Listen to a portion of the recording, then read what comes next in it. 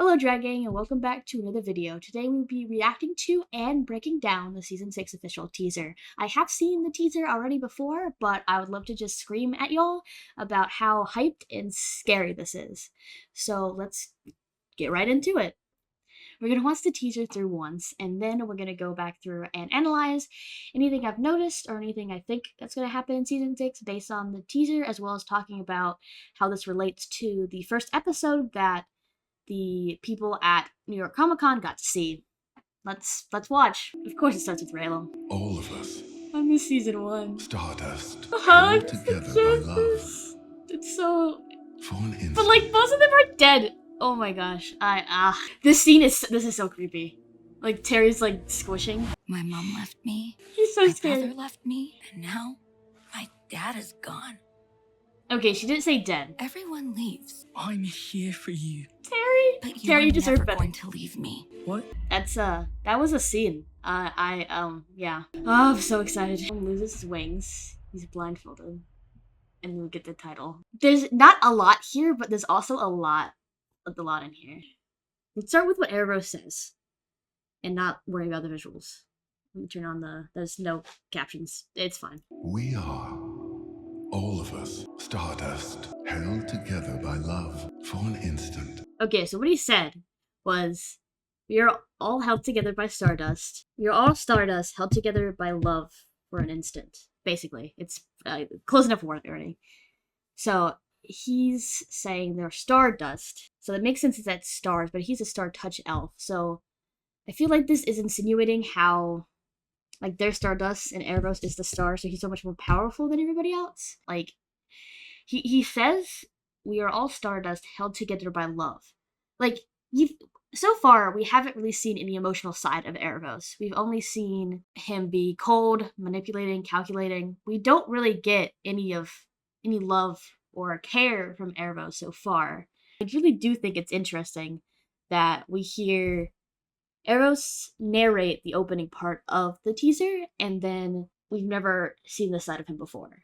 So he recognizes that they're all doing this really for love, and that's interesting. So this makes me like to believe that they're gonna try to make Aaravos not be like a black and white villain. Like he's gonna be troubled. We're probably gonna get sympathy for him, and because in the first episode of season 6 that people at New York Comic Con got to see, they saw Aaravos crying with another star touch elf.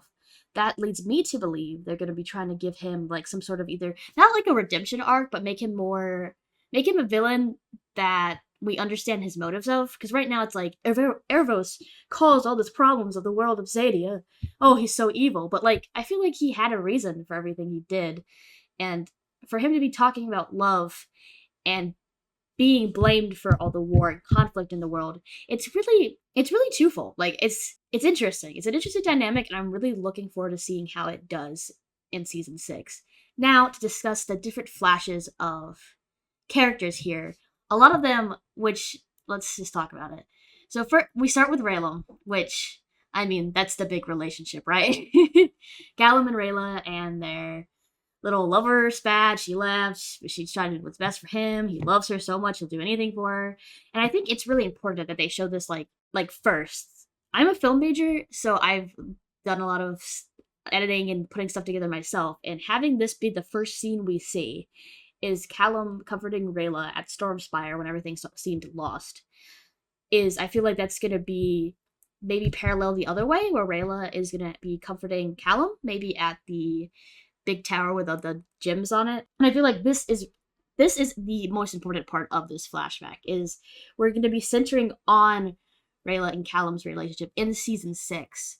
However, we see our other side relationships flash by next. Like we see this really heartfelt last talk between Harrow and Callum, signaling we'll probably get a mention of Harrow in this season, or even just his words in Callum's head. Like maybe when Harrow first became his dad, and like advice and king advice he's given, and just have this.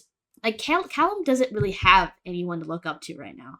He had Ibis. Ibis died. He had Harrow. Harrow died. He kind of had Viren. Viren's gone. I'm not going to say he's dead yet. I don't quite believe that, but we'll see come season 6. However, Callum is really left right now with no father figure, no one to look up to.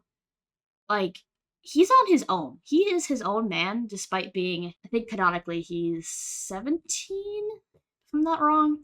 But yeah, he has nobody to look up to right now. So it's really, like, he can't look up to his younger brother. He can't look up to Rayla. Like, he's by himself right now, and that leaves him very vulnerable, both for Aaravos and for the decision he's gonna make to save the people that are still in his life. Alright, the next scene, this is just so beautiful. I miss season 1. Anyway. Then we see, okay, wait. Then we see Ezra and Zim, which their relationship has been really important so far throughout the series. I mean, Ezra saves Zim, Ezra can talk to Zim, they're like besties, and I love that for them, really. But I feel like it's highlighting this because, for what we know, Soren and Zim are going on an adventure to find Zim's mom because Zim's so worked out up about it. So we're probably going to see a more dynamic between Ezra and Zim because we know Zim can't talk for another like 100 years, so Ezra's going to die before then. Like for us to know what he's saying, but he's definitely like Zim's definitely growing up in his own way, and I feel like Zim's love for his mom is definitely going to make it's going to parallel really well with how they're going to probably mention Harrow at some point and how Ezra and Callum no longer have their father because of Zim's mom. And I feel like they need to talk about that a little bit more with Zubeia because, like, Zubeia killed Harrow. I mean, she ordered the elves to kill Ezra and Harrow died. And I feel like if we don't touch on that in this season that's supposed to be darker, then what are we doing? All right. Then we have Soren and Viren, which, again, Viren's gone. But I'm holding out hope that we'll see Viren in some way, whether it's some dark magic force ghost. But I really need them to really, I need them to hug again. I need them to be together and happy again because they deserve it so much. I'm so bad at scrolling through this. They just deserve it. And, like, Viren did so much for Soren to save him, and Soren doesn't really know that really much. And that's the reason their mom left, is because she was like, Viren, you can't do this to save our son. I know you want to save him, but it's not worth it. But like Viren did so much for Soren. He's a bad father figure, but he really cares about him. And I hate that there hasn't been like a reunion / redemption / talk because it feels like we've lost that. But I'm holding out hope we might get something like that. I did skip over. It's very hard. Okay. And then we have Zub and Zim. Come on. There we go. We have Zube and Zim, which is, of course, an important. Like, he's the Dragon Prince, and this is the Dragon Queen. And Zubeia's hurt right now. She's in the forest being healed by some mushroom weed guy. But this relationship, I feel like is going to be very prevalent in this season. Because, I mean, we already know one of the arcs is Zim and Soren going to find Zubeia and, help her or find her. And I think that's going to be very, very important in a way because we're going to see, like, a happy family. Well, happy. I mean, his dad's dead, but we're going to see how Zim has someone to look up to, and our main characters really don't. I mean, they don't have anyone, and it's kind of sad. Well, I mean, you have Amaya. I'll give you that. Like, I mean, Callum has Amaya, but he doesn't really see her much. All right, what's the next one? I mean, obviously, Claudia and Viren. Main, excuse me, really main focus of Mystery of Aaravos. Like, Claudia wanting to save her dad. Claudia unable to save her dad. Claudia losing everyone she loves. Like, as much as we think Callum and Rayla are, like, the protagonists, I don't know. I feel like they're the protagonists, but Claudia's kind of the main character at this point because her story is so deep and deeply rooted. And, I mean, Callum and Rayla is just trying to kill some evil elf that we don't know a lot about. Like, but Claudia's over here trying to protect the last thing she has and doesn't understand why people left her in the first place. Like, it's so beautiful.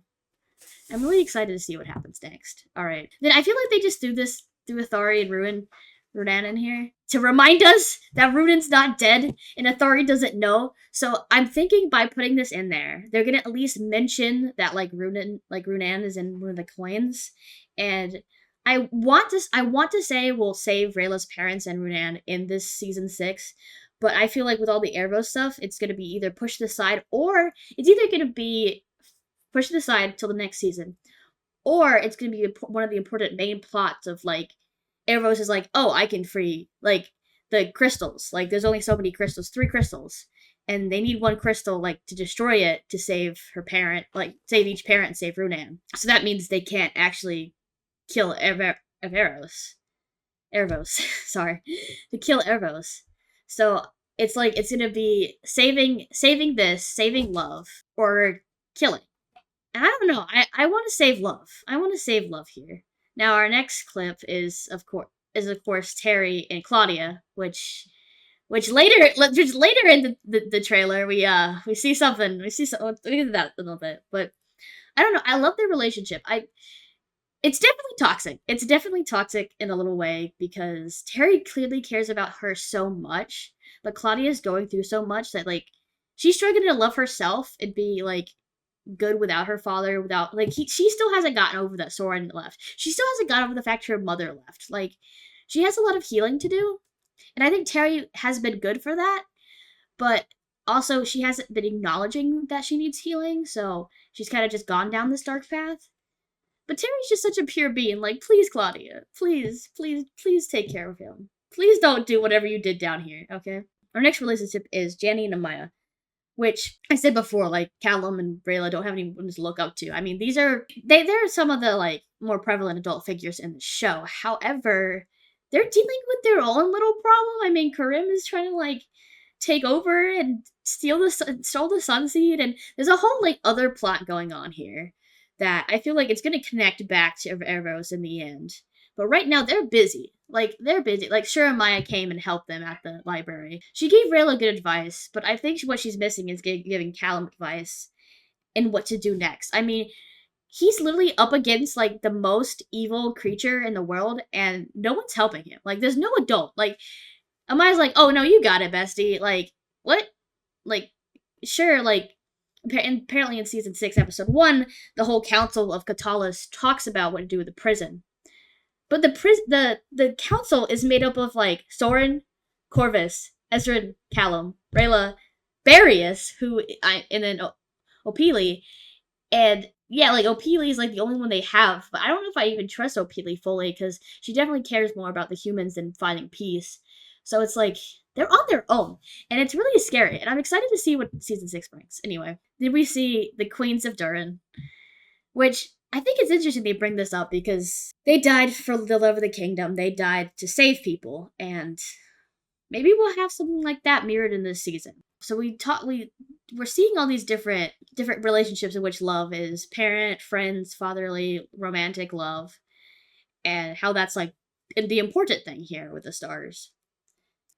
Tell me what you guys think. Like, why do you think the Queens of Durin are in the season 6 teaser?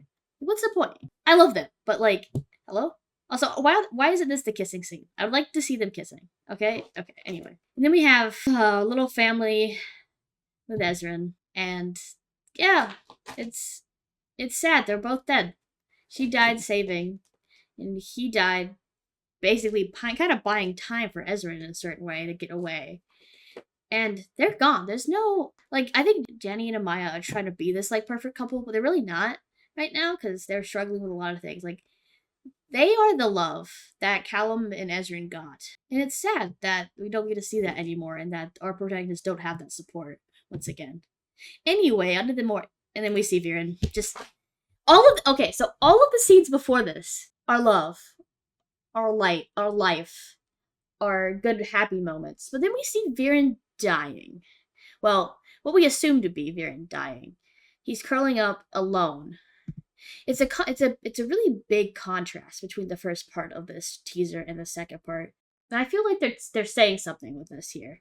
Like, having Viren here alone. That him trying to protect all of this love that we've seen before ultimately led him there, and maybe it's not worth it going down this path, but I don't think so. I think he's here to show that he's still important to the story. And I mean, Harrow, like, has affected Ezran and Callum's, like, life. So even if we don't see Viren again this season, he's definitely going to be mentioned a lot. And I feel like Aaravos is going to be like, well, if you listened to me, you could have saved your father, and, like, kind of manipulate Claudia like that. So it is a big contrast. Like, I just kind of not realized it's such a big contrast between what we saw before And this immediately goes into Claudia's and Terry's scene. They're trying to tell us something here. I'll let you know when I find out. And then we have this lovely, we need it. This lovely transition of a black screen to Terry opening his eyes. To see, wait, I need to pause on that face. To see this. Like, we didn't leave Claudia looking like this last, season. We saw her with chopped off leg crying on the beach. It appears they're still on that beach. But why does she look so rough? Like, has she been using the butterfly spell that Viren did to, like, save her experience, and now that everything is gone, she doesn't really care anymore? That's kind of what I'm thinking. So, but this didn't happen in the first episode, because from what I know, Claudia broke up with Terry, so no way that this would have actually happened in the first episode. No one said anything about it, because we know Dragon Prince fans, we're thriving for any content we can get. So, did they, like, do a different scene, or did they stay on the beach for a while, or is there 2 scenes with them, and maybe they showed one scene at the con, and this is the actual scene, because they didn't want to be like, yeah, Terry dies in the first episode, because they're clearly still on the beach. Like, that's clearly where the prison was. So they could have done a different scene, and this actually be what happened. Like, well, I guess they could have cried and went to sleep on the beach, and this is the first. They wake up, and Claudia, like, has contemplated in the distance, like, what she wants to do next. And maybe she's looking like this because she saved her leg somehow and killed something else nearby. Just all while Terry was sleeping. I assume that, like, they were crying, and Terry's like, let's get to bed and let's talk about it in the morning. So Claudia probably couldn't sleep and went and debated her life choices. And she just looks scary here. But she's just so desperate. She's so broken. Like, she lost the love that she had. Like, it's really tragic. But, so the scene here, she says, like, I think it's important to... No, she mentions everyone she's lost. My mom left me. Her mom. My brother left me. Her brother. And now, my dad is gone. And her dad is gone. Which, I feel like if he was dead, she would be like, my dad has left me. Because he died. Like, he had a chance to live. And Aaravos gave him that, but he died. So Claudia's really, like, she mentions her mom and her brother. She's not over that. She's still hurting from that. And she has nothing else but Terry, really, right now in this moment. Everyone leaves. Because what they said happened in the first episode is Claudia was like, oh, everybody leaves. You're gonna leave too. And Terry was like, oh no, I'll never leave you. But Claudia's like, actually, I break up with you. It would be really cool if they showed a different scene. If anyone was at the panel, let me know in the comments. But, like, it's because, like, they don't want to do this huge reveal that's going to be super mature months in advance of the season even being announced. I'm here for you. Terry just, like, Terry sees this. Terry sees this, and he's like, I'm here for you. Like, he's not even worried. He's not, like, scared. He's not, like, panicking. Like, this man is just, he's my main character, honestly. I love him so much. And I think that shows a lot in Terry's character, that he really loves Claudia and would do anything for her. But I'm here for you. But you're never going to leave me. But then Claudia says this, and it gets really dark. He's like, you're never going to leave me. And Terry's like, yeah, I wasn't planning on leaving you. That's kind of what I'm thinking he's thinking. What? And then she already has blood. This looks like blood on her. So she definitely killed something to probably fix her leg, and that's why she looks like that. Or maybe she got ingredients for whatever spell she's going to do with Terry. But I feel like with the mature rating coming up, I wouldn't be surprised if she actually kills Terry here. Like, he looks so shocked. And she could just be knocking him out to do a spell on him. Like, properly knocking him out, because he was just asleep and he probably would wake up either way. I'm hoping it's that case, but it will also be kind of cool if Claudia kills Terry. And it's like, she finally crosses this line into being not redeemable anymore. So I feel like this is the moment where she's the villain. It's not Aaravos. It's not Aaravos. It's Claudia. This is clearly red. This is all red. Like, she's covered in blood right now. We can't really see her. Like, we can see some of one of her legs here, but you see, like, how she has her hand on his chest, and she has the staff, but she's not hitting him in the head. Because, like, if this was going through his face right now, it would be, like, blood everywhere. So she's, like, pushing him down and stabbing the staff next to him. Probably to channel the power, and gonna do a spell afterwards. So I'm interested in where this goes, because, like, she could, like, bind him to her somehow or something, or she could be maybe, like, forcing him away from her or something like that.